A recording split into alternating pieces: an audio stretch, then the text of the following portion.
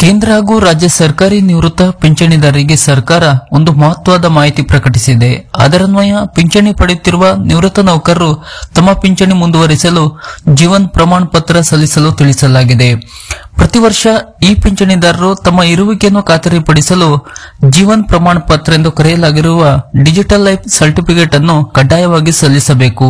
ಇದೀಗ ಈ ಪ್ರಕ್ರಿಯೆ ಮತ್ತೆ ಜಾರಿಗೆ ಬಂದಿದೆ.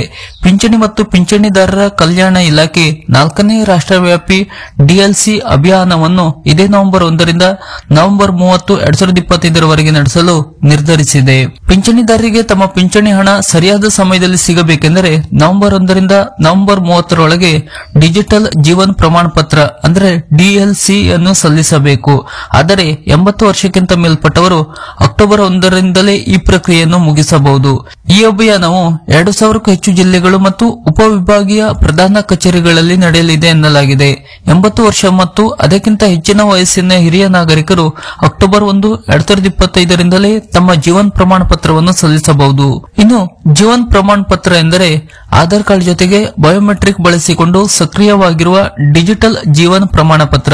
ಇದು ಪಿಂಚಣಿದಾರರ ದಾಖಲೆಯನ್ನು ಹೊಂದಿರುತ್ತದೆ ಮತ್ತು ಅವರ ಬ್ಯಾಂಕ್ ಖಾತೆಗೆ ಪಿಂಚಣಿ ಹಣ ಬರುತ್ತಿದೆ ಇಲ್ಲವೇ ಎಂದು ಪರಿಶೀಲಿಸುತ್ತದೆ. ಇದು ಒಮ್ಮೆ ಮಾತ್ರ ಇದನ್ನು ಸಲ್ಲಿಸಿದರೆ ಸಾಕಾಗುವುದಿಲ್ಲ. ಪ್ರತಿ ವರ್ಷ ನೀವು ಜೀವನ್ ಪ್ರಮಾಣ ಪತ್ರವನ್ನು ಸಲ್ಲಿಸಬೇಕಾಗುತ್ತದೆ.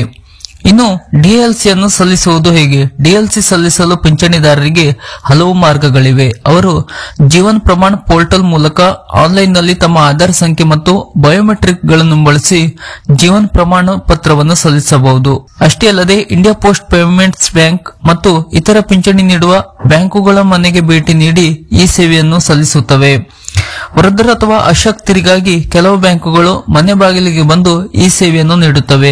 ಇನ್ನು ಜೀವನ್ ಪ್ರಮಾಣ ಸಲ್ಲಿಸಲು ಆಧಾರ್ ಸಂಖ್ಯೆ, ಪಿಪಿಒ ಸಂಖ್ಯೆ, ಬ್ಯಾಂಕ್ ಖಾತೆ ವಿವರಗಳು ಮತ್ತು ಪಿಂಚಣಿ ಮಂಜೂರು ಮಾಡುವ ಪ್ರಾಧಿಕಾರದಂತ ದಾಖಲೆಗಳು ಬಹಳ ಮುಖ್ಯವಾಗಿದೆ. ಇನ್ನು ಹಿಂದಿನಿಂದಲೂ ಡಿಎಲ್ಸಿ ಸಲ್ಲಿಸುತ್ತಿದ್ದ ಪಿಂಚಣಿದಾರರ ಮಾಹಿತಿಗಳು ಆಟೋಮೆಟಿಕ್ ಆಗಿ ಭರ್ತಿಯಾಗುತ್ತವೆ. ಈಗಾಗಲೇ ಸಲ್ಲಿಕೆ ಮಾಡಿದವರು ಮತ್ತೆ ಸಲ್ಲಿಕೆ ಮಾಡಬೇಕಾಗಿಲ್ಲ. ಯಾರು ಇನ್ನೂ ಕೂಡ ಈ ಪ್ರಮಾಣ ಪತ್ರ ಸಲ್ಲಿಕೆ ಮಾಡಿಲ್ಲವೋ ಅವರು ಈಗ ಕಡ್ಡಾಯವಾಗಿ ಜೀವನ್ ಪ್ರಮಾಣ ಪತ್ರವನ್ನು ಸಲ್ಲಿಕೆ ಮಾಡಬೇಕು. ಇದು ಪಿಂಚಣಿದಾರರಿಗೆ ಹೊಸ ಮಾಹಿತಿ.